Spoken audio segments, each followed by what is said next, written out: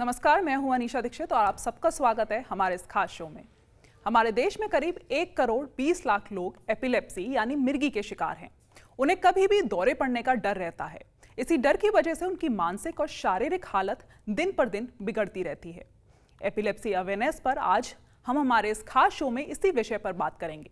हम जानेंगे मिर्गी क्या होती है, इसके लक्षण क्या होते हैं और सबसे इंपॉर्टेंट इसका इलाज कैसे संभव है, ताकि किसी को भी इसके डर में ना जीना पड़े। मिर्गी के बारे में जागरूकता फैलाने के लिए #SeizeTheEpilepsyDragon आंदोलन में शामिल हों, ताकि लोगों को दौरे की चिंताओं से पहले बेहतर तरीके से मैनेज करने में मदद मिल सके। तो हमारे इस टॉक शो में आज हमारे साथ मौजूद हैं doctor Avinash Chandra Singh, senior neurophysician, Shaurya neurology centre, Varanasi. मैं doctor Avinash Chandra Singh, consultant neurologist, Shaurya neurology centre और Agrim hospital, Varanasi. Doctor Atul Agarwal, senior neurophysician, doctor Atul Agarwal clinic, Lucknow. नमस्कार, मैं न्यूरोलॉजिस्ट डॉक्टर अतुल अग्रवाल बोल रहा हूँ। Doctor MP Singh, senior neurophysician, doctor MP Singh neuro clinic, Agra. दोस्तों, मैं डॉक्टर MP सिंह हूँ। मैं एक न्यूरोलॉजिस्ट हूँ और पिछले 15 साल से न्यूरोलॉजी की प्रैक्टिस कर रहा हूँ। मेरी क्लिनिक यहाँ पे doctor MP Singh neuro clinic के नाम से लाजपत कुंज में है। Doctor Varsha Ambani, neurophysician, private practice at Kanpur. नमस्ते, मेरा नाम डॉक्टर वर्षा अंबवानी है। मैं एक न्यूरोलॉजिस्ट हूँ। Doctor Sandeep Chaudhary, neurophysician at neurology clinic, Gorakhpur. आप सभी का बहुत बहुत स्वागत है हमारे इस खास शो में। मैं डॉक्टर संदीप कुमार चौधरी गोरखपुर में प्रैक्टिस कर रहा हूँ पिछले 6 वर्षों से as a neurologist. Doctor Avinash, सबसे पहला सवाल मैं आपसे जानना चाहूंगी, एपिलेप्सी होती क्या है, ये हमारे दर्शकों को समझाएं। एपिलेप्सी या मिर्गी एक ब्रेन का डिजीज है। इसमें क्या होता है कि जैसे जो मस्तिष्क होता है हमारा, जैसे हार्ट होता है, वैसे ही मस्तिष्क में भी एक रिदम में करंट पैदा होता है। लेकिन जब कुछ ऐसी परिस्थिति हो जाती है जब ब्रेन के ये जो सेल्स है उसमें असामान्य तरीके से बहुत ज्यादा डिस्चार्जेस होने लगे, तो वो एपिलेप्सी के सिम्टम्स के रूप में परिलक्षित होता है। और एपिलेप्सी एक स्पेसिफिक टर्म है जिसमें बोला जाता है कि आपको मिर्गी के दौरे 2 या 2 से ज्यादा बार पड़ रहे हैं, जो कि 24 घंटे के अंतराल पे हो, या फिर एक बार दौरा पड़ा हो और उसके दोबारा आने के चांसेस बहुत ज्यादा हो। जैसे कि लगभग 60% से ऊपर अगर अगले 10 सालों में आपको फिर से दौरे पड़ सकते हैं, तो उनको हम पेशेंट्स को मिर्गी से ग्रसित बोलेंगे। और तीसरा होता है कि कई अलग तरह के एपिलेप्टिक सिंड्रोम्स होते हैं जो कि पर्टिकुलर एज ग्रुप में कॉमन होते हैं। अगर उसकी डायग्नोसिस बन रही है तभी हम बोलेंगे कि उस व्यक्ति को मिर्गी है। डॉक्टर अतुल, आप बताएं, क्या मेंटल स्ट्रेस में एपिलेप्सी हो सकती है? मेंटल स्ट्रेस, तनाव हर किसी के जिंदगी में होता है और आम तौर पर खाली मेंटल स्ट्रेस, खाली तनाव से मिर्गी का दौरा नहीं होता। लेकिन अगर कोई रोगी, अगर कोई व्यक्ति मिर्गी से प्रभावित है तो अत्यधिक तनाव होने से कभी-कभी दौरा होता देखा गया है। अगर तेज बुखार हो जाए, बहुत अधिक परिश्रम किया जाए, तब भी ऐसे रोगियों में कभी-कभी दौरा देखा गया है। दूसरा पहलू ये है कि अगर कोई व्यक्ति, कोई महिला बहुत अधिक तनाव में है तो कभी-कभी उस स्थिति में बेहोशी, ऐंठन, आवाज चली जाना या तमाम तरह के लक्षण देखे जाते हैं। डॉक्टर MP सिंह, एपिलेप्सी के कॉमन कारण क्या होते हैं, ये आप बताएं। एपिलेप्सी कई प्रकार की होती है और इसमें बहुत सारे कारण रहते हैं। कारण आप मोटे तौर पे 3 हिस्सों में डिवाइड कर सकते हैं। कुछ लोगों में दिमाग की बनावट में दिक्कत होती है, जैसे दिमाग में कीड़े की गांठ, टीबी की गांठ, चोट का निशान, ट्यूमर, सूजन, इन्फेक्शन। कभी कभी दिमाग की बनावट में दिक्कत नहीं होती, ब्रेन के सेल जो न्यूरोट्रांसमीटर सिक्रीट करते हैं, इनमें इम्बैलेंस होने की वजह से होता है। और कभी कभी इसका कारण जेनेटिक भी हो सकता है। तो इसके कारण विभिन्न हो सकते हैं। डॉक्टर वर्षा, मेंटल रिटार्डेशन और एपिलेप्सी में क्या संबंध है? मिर्गी और दिमागी दिक्कत, मेंटल रिटार्डेशन यानी कि दिमाग के डेवलपमेंट में कमी आना, किसी का कॉग्निटिव या दिनचर्या के कामों को करने की क्षमता कम होना, ये दोनों आपस में काफी हद तक जुड़े हुए रहते हैं। अगर हम ऐसे बात करें, जिन बच्चों का विकास और विकासिक रूप से ही उनके दिमाग का विकास कम हुआ होता है, ऐसे मरीजों में या ऐसे बच्चों में 1/4 बच्चों में कई बार मिर्गी पाई जाती है। दूसरी चीज, कई बार ऐसे कारण होते हैं जैसे कि बचपन में पैदा होके न रोना, दिमाग में चोट लग जाना या फिर कुछ आनुवांशिक बीमारियां होना। इनके चलते कई बच्चों में अ, विकास भी नहीं होता है और मिर्गी की दिक्कत, ये दोनों हमको साथ में मिलती है। तीसरी चीज जो मिलती है वो ये है कि मिर्गी के मरीज या मिर्गी से ग्रसित बच्चों में कभी कभार मिर्गी की वजह से या दवाइयों के चलते दिमाग का विकास कुछ कम होता है। तो इन तरीकों से हमें कई बच्चों में एपिलेप्सी और मेंटल रिटार्डेशन या इवन इन लेटर स्टेजेस या बाद में जिंदगी में भी आगे एपिलेप्सी और मेंटल रिटार्डेशन साथ में देखने को मिलता है।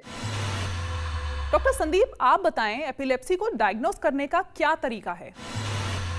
एपिलेप्सी डायग्नोस करने के लिए हिस्ट्री एग्जामिनेशन, जिसमें फिजिकल एग्जामिनेशन है एंड न्यूरोलॉजिकल एग्जामिनेशन, और उसके बाद डिफरेंट टेस्ट होते हैं जैसे कि बायोकेमिकल टेस्ट होते हैं, जो कि जैसे रूटीन हेमाटोलॉजिकल इन्वेस्टिगेशन होते हैं जिसमें complete blood count, random blood sugar, electrolytes जिसमें serum sodium, potassium, magnesium, calcium, and renal function test and liver function test. In some cases, कुछ केसेस में हमें ब्लड एंड यूरिन में टॉक्सिकोलॉजी स्क्रीनिंग करनी होती है। इसके बाद फिर नंबर आता है इलेक्ट्रोफिजियोलॉजिकल इन्वेस्टिगेशन, जिसमें ईईजी का काफी इंपॉर्टेंट रोल होता है। इसके बाद इमेजिंग का नंबर आता है। इमेजिंग में जैसे हमारे पास सीटी और एमआरआई इजिली अवेलेबल होते हैं। एमआरआई बेटर होता है। अगर एमआरआई अवेलेबल है तो हम एमआरआई के को प्रीफर करते हैं, और अगर एमआरआई अवेलेबल नहीं है तो हम स्क्रीनिंग के लिए सीटी यूज कर सकते हैं। डॉक्टर अविनाश, दौरे पड़ना और मिर्गी दोनों में क्या अंतर है, ये आप समझाएं। दौरा आता है उनको फिट्स या सीजर बोलते हैं। ये तब होता है जब मैंने बोला कि ब्रेन में कुछ सेल्स में एक्सेसिव डिस्चार्जेस पैदा होने लगते हैं, तो वो दौरे के रूप में प्रेजेंट करते हैं, जिसमें हो सकता है कि आपको हाथ पैर में अकड़ाहट हो या हाथ पैर में कंपन होने लगे, और दूसरी तरह से ऐसा भी हो सकता है कि वो जिन व्यक्ति को मिर्गी के दौरे पड़ रहे हैं वो शून्य में खो जाए या वो रिस्पॉन्स ना करे, या फिर खाली दोनों हाथ पैर अकड़ जाए, तो वो उस तरह के लक्षण हो सकते हैं मिर्गी के दौरे में। और हर दौरा मिर्गी नहीं होता है, जैसा कि डायग्नोसिस में भी बोला गया है कि 2 या 2 से ज्यादा बार दौरे पड़ रहे हैं। और दौरे, अगर एक टर्म होता है जिनको प्रोवोक्ड सीजर बोलते हैं, अगर दौरे किसी कारण से, जैसे ब्रेन में चोट लगी हो या ब्रेन में इन्फेक्शन हुआ हो, तब उन पेशेंट्स को हम आप एपिलेप्सी के पेशेंट्स नहीं बोलते, क्योंकि वो कारण अगर हम दूर कर लेंगे तो उनको लॉन्ग टर्म एपिलेप्सी की दवाओं की जरूरत नहीं होती है, तो उन्हें प्रोवोक्ड सीजर्स बोलते हैं। और अगर अनप्रोवोक्ड सीजर है, मतलब कोई एक्यूट ब्रेन इंसल्ट नहीं है, तो उन पेशेंट्स में अगर 2 से ज्यादा दौरे पड़ रहे हैं तो उनको हम एपिलेप्सी बोलते हैं। डॉक्टर अतुल, क्या एपिलेप्सी होने पर ब्रेन डैमेज हो सकता है? आमतौर पर इक्के दुक्के या 2-4 मिर्गी के दौरे होने से मस्तिष्क में कोई नुकसानदायक प्रभाव नहीं होता, लेकिन अगर लंबा दौरा हो, एक के बाद एक दौरे होते चले जाएं, या जिसको लंबे दौरे की अवस्था, जिसको स्टेटस एपिलेप्टिकस भी कहते हैं, तो उसमें मस्तिष्क पर प्रभाव होना, ब्रेन डैमेज होने की संभावना रहती है। और हम लोग का लक्ष्य ही रहता है कि दौरे ना पड़े, कम से कम हो। लेकिन अगर किसी को किसी कारणों से 1, 2, 3 कुछ दौरे हो भी जाते हैं तो उससे कोई घबराने की बात नहीं है, क्योंकि इससे कोई मस्तिष्क में क्षति, नुकसान, इंजरी नहीं होती।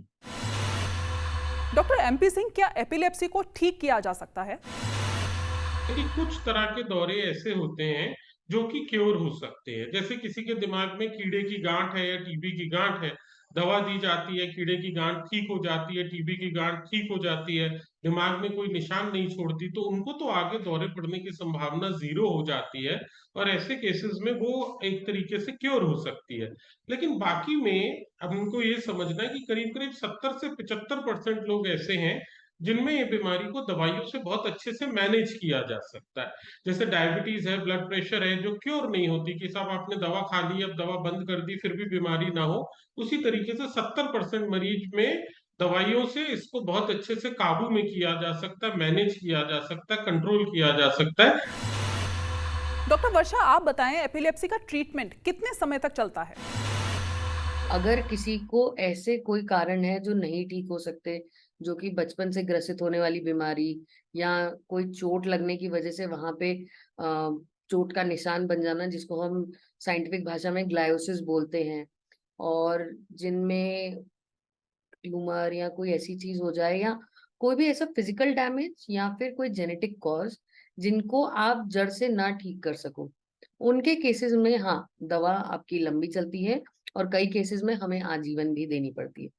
बट उनके अलावा अगर हम बात करें, कई मरीजों को जो इन्फेक्शन के साथ हुए हैं या झटके की बीमारी है लेकिन कोई आनुवांशिक कारण नहीं है, तो उनके केस में हम 2 से 3 साल बाद दवा को बंद करने की कोशिश करते हैं और करीब-करीब 70 से 75% मरीजों में हम सफल भी रहते हैं और उनकी दवाइयाँ बंद हो जाती हैं। डॉक्टर संदीप, एपिलेप्सी के ट्रीटमेंट्स क्या-क्या होते हैं, ये आप बताएं।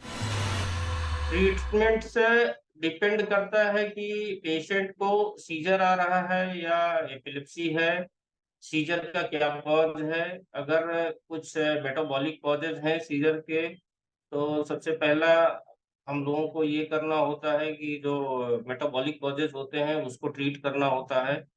और अगर हम मेटाबॉलिक कॉजेज ट्रीट करते हैं तो कई बार हमें एंटीएपिलेप्टिक की ज़रूरत नहीं पड़ती है। और उसके बाद प्रिसिपिटेटिंग फैक्टर, जैसे मान लीजिए कि किसी पेशेंट को अल्कोहलिक पेशेंट है या फीवर आ रहा है या स्लीप डिप्राइवेशन है, तो उसको भी सॉर्ट आउट करना होता है।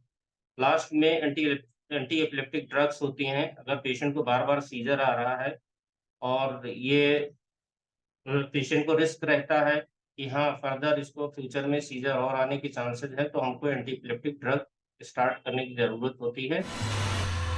डॉक्टर अविनाश, आम जनता में एपिलेप्सी या मिर्गी कितनी कॉमन बीमारी है, ये आप बताएं।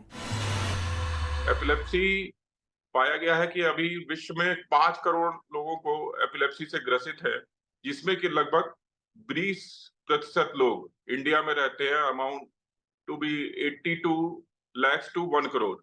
तो ये इतनी कॉमन बीमारी है और आप ये बहुत संभव है कि आपके आसपास के लोगों में किसी में आपने मिर्गी देखी हो या आपके रिश्तेदारों में भी ये चांसेस होते हैं कि पेशेंट्स आपने मिर्गी के देखे हों।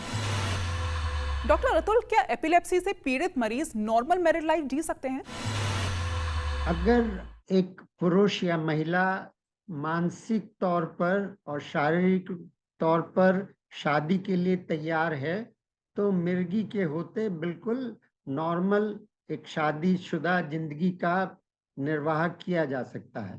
तो आम तौर पे हर मिर्गी का रोगी एक नॉर्मल व्यक्ति की तरह नॉर्मल जीवन यापन कर सकता है, थोड़ी बहुत रिस्ट्रिक्शन के साथ। रिस्ट्रिक्शन यही है कि समय से सोना, समय से खाना और अपनी दवा को नियमित रूप से लेते रहना। डॉक्टर एमपी सिंह, क्या मिर्गी से पीड़ित लोग रोजगार के योग्य हो सकते हैं? एपिलेप्सी एक ऐसी बीमारी है जो किसी भी उम्र में हो सकती है, किसी भी सोशियो इकोनॉमिक स्टेटस में हो सकती है, और ज्यादातर इस बीमारी से आपकी जो मेंटल फंक्शंस होते हैं इनमें कोई फर्क नहीं पड़ता। ये बीमारी doctors, engineers, IAS officers, lawyers, sports person, teachers, university professor सबको होती है।